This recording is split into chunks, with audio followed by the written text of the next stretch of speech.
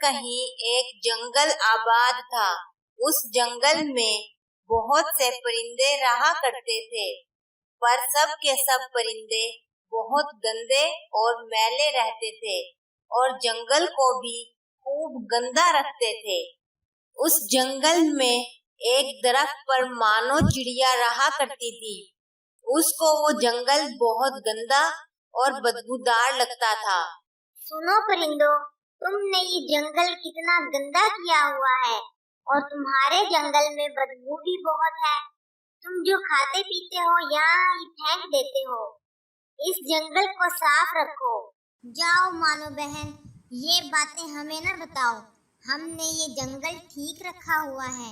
अब इतने सारे परिंदे हैं, कोई नहीं बात मानता।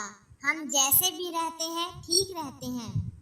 देखो तुम सब से कितनी गंदी बदबू आती है।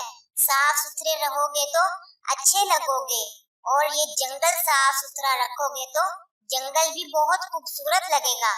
मानो चिड़िया और रानो चिड़िया की बातें सुनकर वहाँ मिट्टू तोता भी आ जाता है। मानो चिड़िया, ये सफाई की बातें हमें ना बताओ।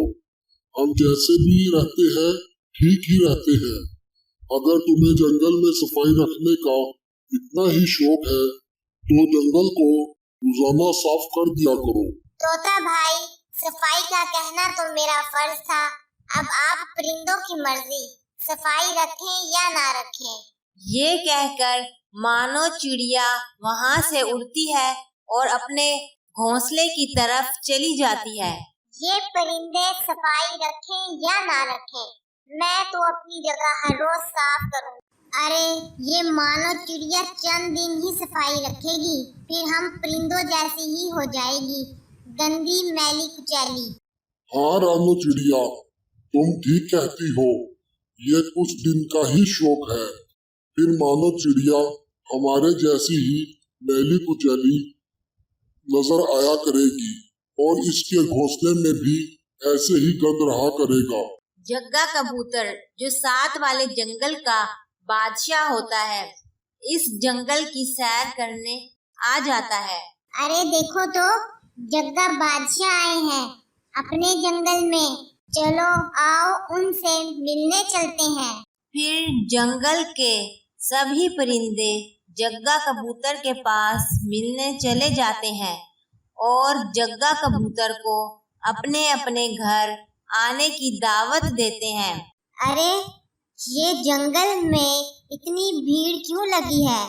जरा मैं भी तो जाकर देखूं, ये सब परिंदे एक जगह जमा क्यों हैं? फिर मानो चिड़िया ये कहकर वहाँ से उड़ जाती है और उस भीड़ की तरफ चली जाती है जहाँ सब परिंदे जमा थे। सुनो परिंदों, मैं तुम्हारे जंगल की सैर करने आया हूँ। मैं कुछ दिन तुम्हारे जंगल में रुकूंगा और तुम्हारे जंगल की खूबसूरती को देखूंगा। ये सुनकर सब परिंदे बहुत खुश होते हैं और उन सब परिंदों की कोशिश होती है कि जग्गा कबूतर हमारे घर मेहमान बनकर आए। जी जरूर जग्गा बादशाह, आप हमारे जंगल में रहें कुछ दिन आराम से, बल्कि आप मेरे साथ मेरे घर पर चलें और मेरे पास रुकें। ये कहकर रानो चिड़िया जग्गा कबूतर को अपने घर ले जाती है। जब जग्गा कबूतर रानो चिड़िया के घर जाता है तो उसका घर बहुत गंदा और बदबूदार होता है। अरे रानो चिड़िया, तुम्हारा घर तो बहुत गंदा और बदबूदार है। मुझसे तो यहाँ बिल्कुल भी नहीं रहा जाएगा। मैं ऐसा करता हूँ, मिट्टू तोते के घर जाता हूँ। ये कहकर जग्गा कबूतर मिट्टू तोते के घर चला जाता है और मन ही मन में सोचता है कि रानो चिड़िया का घर तो बहुत गंदा था। अब मैं मिट्टू तोते के घर जाता हूँ, वहाँ पर मुझे साफ सुथरा और अच्छा माहौल मिलेगा। मिट्टू तोते, क्या मैं आपके घर में रह सकता हूँ? मैं रानो चिड़िया के घर गया था। उसका घर बहुत गंदा और बदबूदार था। मुझसे उसके घर बिल्कुल भी नहीं रुका गया। आइए आइए जग्गा बादशाह, आप मेरे मेहमान बने, मुझे बहुत खुशी होगी। अरे मिठू तोते, ये क्या? तुम्हारा घर भी बहुत गंदा और बदबूदार है। रानो चिड़िया का घर भी ऐसा ही था, इसलिए मैं आराम करने तुम्हारे घर चला आया। लेकिन तुम सब और तुम्हारा जंगल बहुत मैला और बदबूदार है। अब मैं कहाँ रहूँगा? ये सुनकर मिट्टू तोता बहुत शर्मिंदा होता है और मन ही मन सोचता है कि काश हम मानो चिड़िया की बात मानते। जग्गा बादशाह, आप मानो चिड़िया के घर चले जाएं।